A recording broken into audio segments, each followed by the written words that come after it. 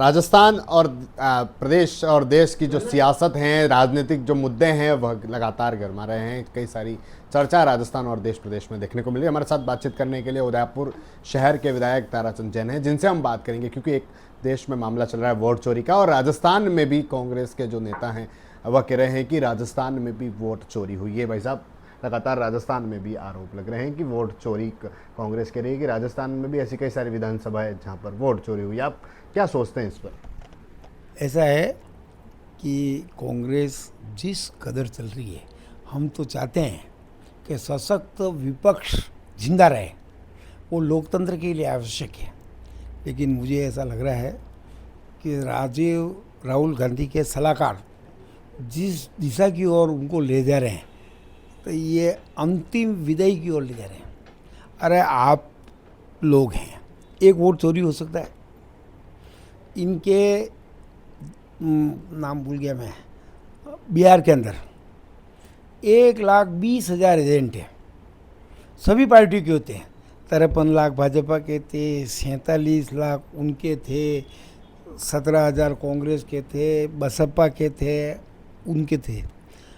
उनको एक अधिकार है और उस फार्म पे दस्तखत होते हैं कि ये वोटर आपने फार्म भर रहे हैं। हमारा प्रतिनिधि, राजनीतिक दलों का प्रतिनिधि होता है कौन? बीएलओज। अब कोई और सरकारी एक पोलिंग के ऊपर लगभग 20 का स्टाफ होता है। कितना? 1,000 वोट के ऊपर 20 का स्टाफ होता है। अब उनमें से 20 में से मैं नहीं जानता, पर मेरी धारणा इतनी ज़रूर है कि जो रेशो चुनावों के अंदर वोट मिलता है जिन पार्टियों को, उसी सोच के सारे कर्मचारी होते हैं। 40% बीजेपी को मिला तो 40% बीजेपी के होंगे, बसपा के 10% होंगे, सपा के होंगे, कांग्रेस के होंगे। तो वो कर्मचारी भी एक मत नहीं हो सकते, और ना तो बीजेपी चाहे तो वोट चोरी कर सकती है, ना कांग्रेस चाहे तो वोट चोरी कर सकती है। और उसके बाद भी सारे देश, बिहार के अंदर 2 कंप्लेन आई है। कितनी?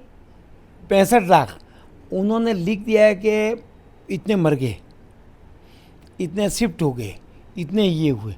और उसके बाद 2 लोगों को राहुल गांधी ने, कल आपने इंटरव्यू में देखा कि जिनको पेश किया कि साहब मेरा नाम नहीं है, जब जाके उनको बताया कि ये तुम्हारा वोटर लिस्ट के वहाँ उस पन्ने पे ये नाम है, उसका है।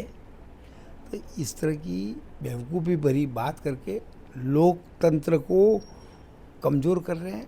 राजनीति के अंदर अपने जनाधार को मजबूत करें। इस तरह की ओछी वो नहीं कह रहे हैं कि थोड़ा मामला ठंडा हो गया था, पप्पू पप्पू पप्पू करती थी जनता ना, वो ठंडा हो गया था, तो वापस इस सोच के अंदर, इस दिशा के अंदर लोग वापस यही कहेंगे। नहीं, पर वैसे राजस्थान में भी तो नेता आरोप लगा रहे हैं। गोविंद सिंह डोटासरा आरोप लगा रहे हैं, सचिन पायलट आरोप लगा रहे हैं कि वोट चोरी हुई है कई विधानसभाओं में। उनको पूछो कि पेटियाँ चोरी करके ले गए, बैलेट पेपर चोरी करके ले गए, कि क्या कर चोरी करके ले गए। और मान लो चोरी की, चलो की, तो आपका अधिकार है कि जिस समय चुनाव होने के बाद प्रत्याशी दस्तखत करता है, साइन होते हैं, एक एक पेटी पे साइन होते हैं, तो उसमें कहते हैं ये चोरी होगी, रोको रोको रोको, है कि नहीं है भाई? आपका अधिकार है ना। और उसके बाद जब तक निर्वाचन के अंदर सब संबंधित प्रत्याशी दस्तखत नहीं करे, तब तक चुनाव की प्रक्रिया पूरी नहीं होती। तो कैसे चोरी होगी? हनुमान बेनीवाल भी कह रहे हैं कि उपचुनाव में उनकी पत्नी हार गई, इसीलिए हार गई, वोट चोरी हो गई। अरे मेरी बात तो सुनो, हम यूँ कह रहे हैं कि अगर वोट चोरी से सरकार बनती तो सबसे पहले केरल, बिहार, तमिलनाडु वहाँ बनाते हम, वहीं बनाते। हमारा लक्ष्य राजस्थान ये थोड़ी है। तमिलनाडु, केरल, पंजाब, आंध्र प्रदेश, कौन सी, पश्चिम बंगाल, पंजाब में 3 हमारे जीतते थे। तो चोरी से होता था, हम तो ना तो आपको जीतने देते ना आपको जीतने देते। वो कहते थे बंगाल में भाजपा इतनी जीतेगी, कांग्रेस इतनी जीतेगी, तमिलनाडु में इतनी जीतेगी, लोकसभा की बता देते हैं। और हम तो चोरी से तो 240 की लाते, 330 लाते। भाई चोरी से बनती तो हम तो चाहते थे 3/4 बहुमत, 400 चाहते थे, हमारी 400 चाहते थे, हम 240 के लाते। ठीक है। ये तो उनकी बेवकूफ़ी की बात एक भाई साहब, जो अभी मुद्दा देश में चल रहा है कि जो विधायक है, जो जनप्रतिनिधि हैं, जो किसी अपराध में 30 दिन की जेल काटते हैं, तो उनकी जो इस पद पे हैं वो उस पद को बर्खास्त कर दिया जाएगा। उसके बाद बिल है जेपीसी में चला गया, विपक्ष उसका विरोध कर रही, कह रही कि अन्याय है। ऐसा है कि उनको ये डर सता रहा है कि हमने पिछले 60 वर्षों में 70 वर्षों में यही कारनामे किए हैं, अब हमको जेल की भुगतनी पड़ेगी। अगर वो ईमानदार हैं, सही हैं, अब ठीक है, नरेंद्र मोदी से लेकर अमित शाह इन सब परिस्थितियों से गुजरे हैं, लेकिन उसके बावजूद भी न्यायालय के अंदर उन्होंने, जिस दिन नरेंद्र मोदी को न्यायालय ने बयान के लिए बुलाया, जो भी उस समय की जांच एजेंसी है, वो 5 मिनट के अंदर सीधे वहाँ गए, एक भी व्यक्ति को नहीं कहा। और उसके बाद बाइज्जत न्यायालय ने कहा तभी जाया। अरे हमारे अडवाणी जी, जिनके ऊपर एक चिट्ठी कहीं कुछ मिल गई, मैं उस चिट्ठी के अंदर 2-4 लाइनें लिखी थी, तो वो संसद छोड़ के रवाना हो गए कि मैं जिस दिन इससे बरी होऊंगा, निर्दोष साबित होऊंगा, उसके बाद आऊँगा। अब आप सोचो कि एक कर्मचारी जिसके ऊपर आरोप लग जाए, तो महीने उसकी प्रोसेस के बाद उसको जेल मतलब सस्पेंड करते हैं, वो करते हैं। न्यायालय में न्याय व्यवस्था से ऊपर तो नहीं है। न्यायालय ही कह रहा है कि आप दोषी हो तो जाना है जेल।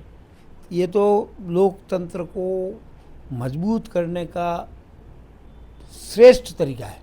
तो इससे न्यायालय की इस व्यवस्था से लोकतंत्र के अंदर अगर ये बिल पास होता है तो निश्चित रूप से इसके अंदर भ्रष्ट आचरण करने वालों पे अंकुश लगेगी। भाई साहब, इंडिया गठबंधन तो जो नेता हैं वह कह रहे हैं कि अगर 6 महीने बाद भी दोष मुक्त हो जाए, बरी हो जाए, तो फिर वो तो पद से तो चला जाएगा। उसके बाद अधिकार है ना, उसमें ये नहीं कहा है कि भाई वापस बनाए ना, आप उसके बाद बन सकता है। उन्होंने ये नहीं कहा कि आप जीवन भर नहीं बनोगे, बन सकते हो ना, पर जब तक आप दोषी हो, उससे मतलब मेरे को जहाँ तक ध्यान है, अमित शाह ने ये बयान दिया था कि जब मैं दोषी, मेरे ऊपर चार्ज लगा, तो मैंने गुजरात की विधानसभा छोड़ दी थी। जब दोष मुक्त हुआ तब आया, उसमें कानून लागू नहीं था, जेल नहीं गए थे, तब भी उन्होंने उसमें छोड़ दिया था। ठीक है, अब हम बात करेंगे राजस्थान की राजनीति में एक तरफ संगठन को लेकर चर्चा है, संगठन में मंत्रिमंडल को लेकर चर्चा है। कैसे देखते हैं आपके संगठन के प्रदेश अध्यक्ष? वह तो कह रहे हैं कि कई सारे मंत्री हैं जिनको हम संगठन में लेंगे। ऐसा है कि जो सोचती है पार्टी, वो हमेशा सभी सही दिशा के अंदर जिसका जहाँ उपयोग हो वहाँ लगाती है। ये हमेशा से वर्षों से परंपरा रही है। संगठन वाले को सत्ता में भेज देते हैं, सत्ता वाले को संगठन में भेजते हैं। ये नियमित प्रक्रिया का भाग है, इसमें कोई नई बात नहीं है। एक तरफ मुख्यमंत्री लगातार दिल्ली दौरे कर रहे हैं और दिल्ली दौरे के बाद सियासत राजस्थान में गर्मा रही है। ऐसा है कि दिल्ली के अंदर आप ये क्यों सोचते हो वो रोज़ इसी के लिए जा रहे हैं? मुख्यमंत्री के लिए महीने में 2 बार कम से कम ऐसे कई मतलब बजट होते हैं, कई मीटिंगें होती हैं। अब मेरी इस हफ्ते में 4 बार गया। कितने बार? कल बुलाया था तो नहीं किया था, अभी और लेटर नया आ गया कि साहब परसों चिंतन शिविर है, आपको आना है, प्रवर समिति का बैठक आना है। तो कोई संगठन में मेरे को ये बना दो इसलिए थोड़ी जाते हैं, ये मंत्री में ले लो, उनको ले लो, इसलिए नहीं जाते हैं। ये नियमित प्रक्रिया का भाग होता है, तो इसलिए वो नियमित प्रक्रिया के तहत जा रहे हैं। कौन सी, इसको किसी उथल पुथल से आप देख रहे हो, ये आप सही आंकलन पर नहीं पहुँच पा रहे हो। मानसून सत्र शुरू होने वाला है विधानसभा में सितंबर में, तो आप क्या मुद्दे आपके यहाँ के रहने वाले हैं? साथ ही क्या, क्योंकि विपक्ष तो कह रहा है कि वो सारे मुद्दे हैं जिनको उठाया जाएगा, जो आप कानून को लेकर, और ऐसे कई सारे मुद्दे हैं जिस पर गिरने का। मैं तो कानून के बारे में ये कह सकता हूँ कि पिछले 3 वर्षों के आंकड़े निकाल दो। कितने वर्षों के? कांग्रेस राज के अंदर जिसमें 40,000 सोना था, उसमें रोज़ एक चैन झपटती थी। 1 लाख रुपए का सोना हो गया था। आज आपने कितने दिनों से अखबार में नहीं पढ़ा है कि चैन झपटी? उद्योग में पढ़ा? अरे पढ़ा कि नहीं पढ़ा, बोलो ना। बिल्कुल बिल्कुल। हाँ, हत्याएं इतनी होती थी, लूटपाट इतनी होती थी, अपहरण, इन सब के अंदर 30-35% अपराध कम हुआ है, कानून व्यवस्था ठीक हुई है। आप क्या मुद्दे उठाने वाले हैं इस मानसून सत्र में? क्या ऐसा है, देखो बात सुनो, मानसून सत्र के अंदर विधानसभा के अंदर 200 एमएलए होते हैं, दिन 5 विधानसभा चलेगी, कितने दिन? आप क्या मेवाड़ से, उदयपुर से क्या मुद्दे लेकर मैं जाने बता वाले? रहा हूँ ना, नंबर ही नहीं आता है। एक ध्यानाकर्षण प्रस्ताव सुनो आप, एक ध्यानाकर्षण प्रस्ताव फतर, क्या नाम है, फूल सिंह जी को 9 साल लग गए लगाने में। पहला तो मैंने ज़रूर पहला लगाया, कैसे लगाया, उसमें 10 लोग जेल में हैं, न अभी जांच आधी हुई है, न वो एक की जमानत नहीं हुई है, खाली एक महिला की हुई है। 272 प्लॉट। कांग्रेस ने उस मुद्दे को कभी, जबकि भाजपा के बोर्ड थे, ये थे, लेकिन उनको लग रहा था कि छींटे हमारे माथे आएंगे, तो अजय पुरवाल ने जरूर प्रयास किया। तो मुख्यमंत्री जी ने जब उनको कह दिया कि यार इसको ठंडे बस्ते में डाल दो, तो मैंने उस मुद्दे को उठाया। उसमें 10 लोग जेल में हैं आज, पिछले कई महीनों से। ऐसा ही एक मुद्दा और है जो अभी नहीं बोलूँगा, बड़ा मुद्दा है, वो जब विधानसभा के पटल पे आएगा आप देखोगे, क्योंकि बहुत मुश्किल से आते हैं, क्योंकि हम लोग तो स्थगन प्रस्ताव नहीं दे सकते। 131 ध्यानाकर्षण, अब वो लग जाए तो मैं आपके सामने आ जाएगा, आपको बता दूंगा, क्योंकि लगना बहुत मुश्किल है, 5 दिन में नहीं लगता है। राजस्थान में भी भाई साहब एक विधायक जिन्हें रिश्वत के आरोप में गिरफ्तार किया गया था, पहला ऐसा विधायक राजस्थान में ऐसा मामला था जिन्हें रिश्वत के आरोप में गिरफ्तार किया गया था। अब उसकी जमानत हो चुकी है, लेकिन अब वो उनके जो नेता हैं वो कह रहे हैं कि उन्हें फंसाया गया। ऐसा है कि हर चोर कहता है कि मुझे फंसाया गया, हर चोर यही कहता है। कोई ऐसा देखा कि नहीं हाँ मैंने चोरी की, बहुत कम होते हैं। तो अब ऐसा है कि वो तो फैसला न्यायालय करेगा, कानून करेगा। अब अपन ये नहीं कहते कि फंसाया कि नहीं फंसाया, न्यायालय करेगा। क्योंकि मैं तो उसके बारे में ये ज़रूर कह सकता हूँ कि वो वहीं रहते हैं, उसी मेरी कार खड़ी रहती है, वहीं उनको पकड़ा है, हाथों में लिए हैं, उसके बाद भी फंसाया है, तो देने वाले ने फंसाया है। अब वो फंसे क्यों? लेते वक्त नहीं लेते, फंसते ही नहीं। वहीं हमारे विधायक निवास है ना, उसके नीचे कार पार्किंग है, वहीं पैसे लिए, अब वो लेते नहीं, फंसते नहीं। एक जो देश में गरमा रहे हैं राजस्थान की राजनीति में, ऐसे मुद्दे हैं जो चर्चा में बने, हमने भी बात की क्या मानसून सत्र में क्या रहने वाला है, उसके साथ ही जो मुद्दे देश भर में चल रहे हैं उन पर क्या सोचते हैं। TV9 के लिए राजेश डांगी।